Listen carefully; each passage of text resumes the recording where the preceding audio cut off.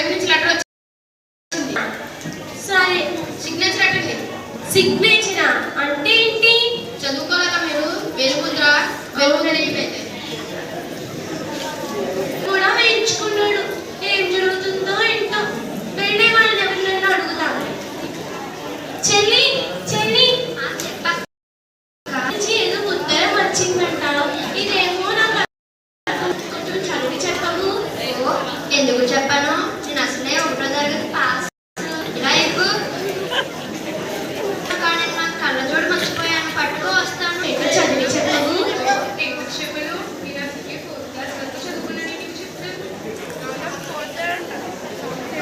అయ్యో అక్షరాలు చాలా చిన్నగా ఉన్నాయి.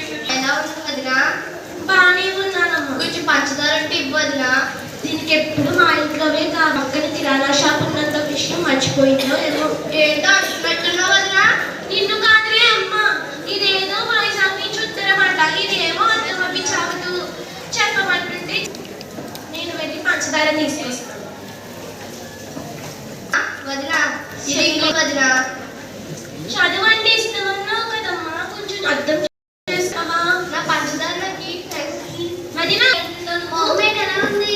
ఇదేదో వైజాగ్ నుంచి ఉత్తరం అంట. వేణుముద్ర కూడా వేయించుకున్నాడు. చెప్పేవాళ్ళే దొరకలేదు. అందరికీ ఎందుకు? నేను ఉన్నాను కదా. ఇలా తాతయ్య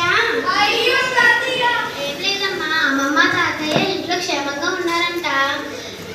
ఇప్పుడు వేసవి సెలవులు వస్తున్నాయి కదా, దానికి ఇంటికి రమ్మని ఆహ్వానిస్తారు అంతే. అంతేనా?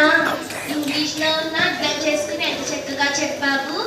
నీ చదువుకోవడం నీ హక్కు అనే విషయం తెలియక ఇంట్లో పనులు చెయ్యి అని చెప్పి అన్నందుకు క్షమించు తల్లి.